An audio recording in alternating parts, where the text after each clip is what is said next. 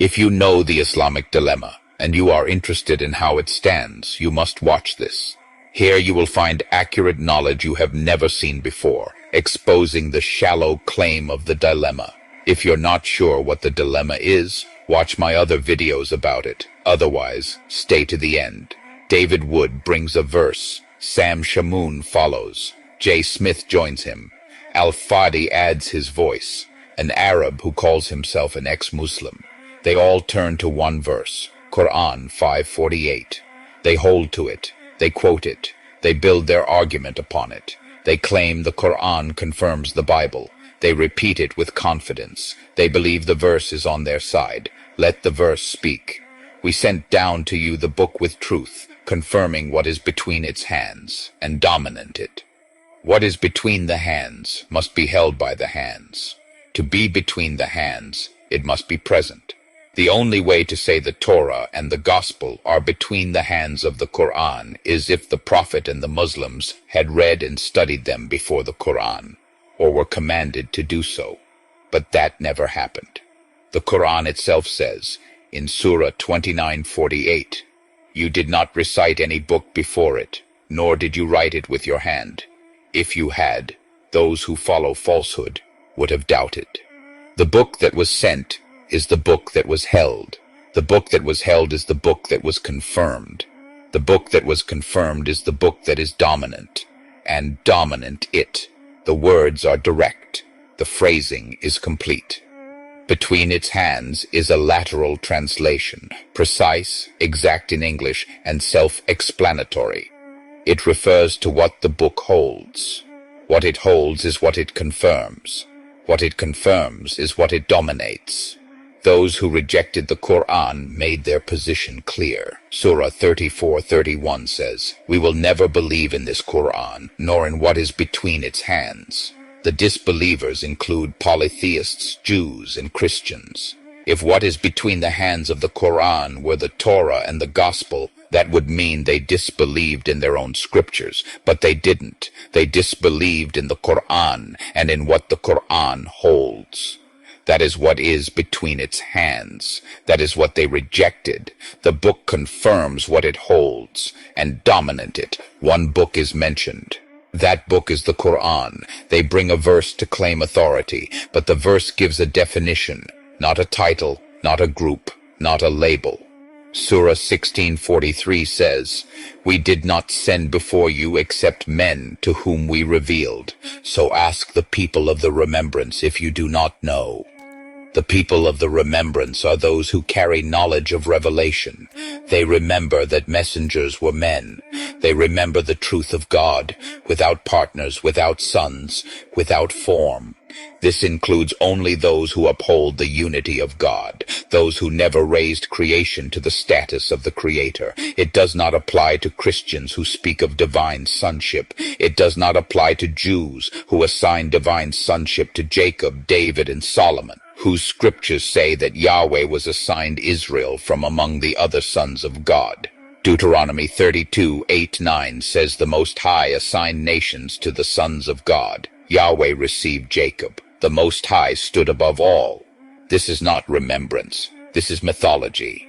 The people of the remembrance are those who carry the message of pure Tawhid, those who affirm that revelation always came to men, that messengers are messengers, and God is one. The next verse affirms the same truth. Surah 21:7, "We did not send before you except men to whom we revealed." One chain, one pattern, one truth. Christian apologists quote Qur'an 10:94 to claim that the Prophet was told to consult the people of the book to verify the Qur'an. But when we read from verse 75 to 97, the message is unmistakable. It is a complete narrative about Moses, Pharaoh, and the children of Israel.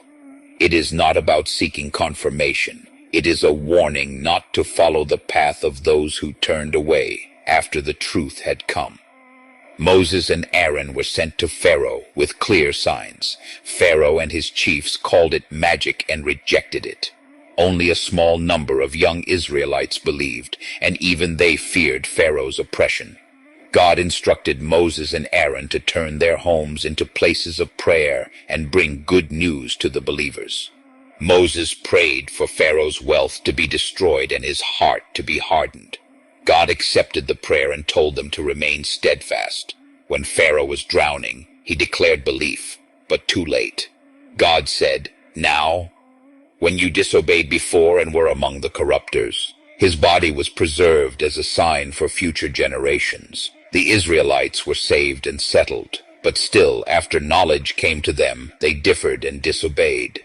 Then comes the verse, "So if you are in doubt about what we have sent down to you, ask those who were reading the reminder before you."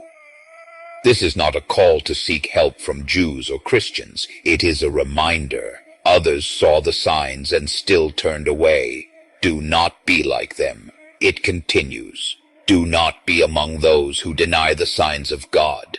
You will be among the losers. Those who are sealed by the word of your master will not believe, even if every sign comes, until they see the painful punishment. The entire passage is a warning. When the truth comes and the signs come, disbelief is destruction. Pharaoh rejected until he drowned.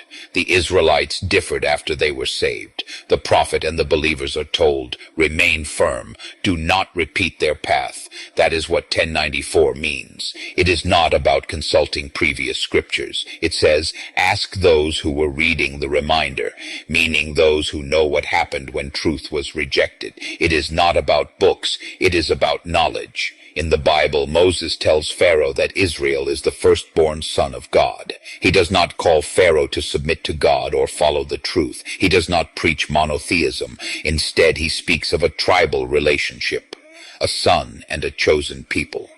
This is not dawah. This is not prophecy. This is not the call of a messenger to his people.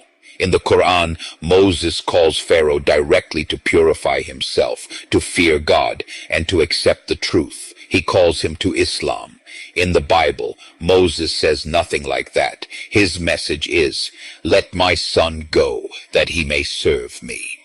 That son is the nation of Israel, and that God is not the Most High, but Yahweh, one of the sons of God, according to the Bible's own text. The blood-marking ritual is another major difference.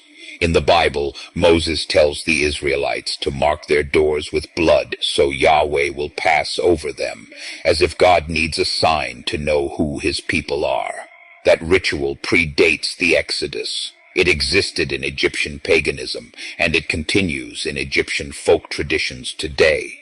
The Qur'an has none of this. No blood, no divine sonship, no tribal favoritism, no uncertainty in God. In the Qur'an, Moses is a prophet calling to pure monotheism. That is the difference, and that is the point of 1094.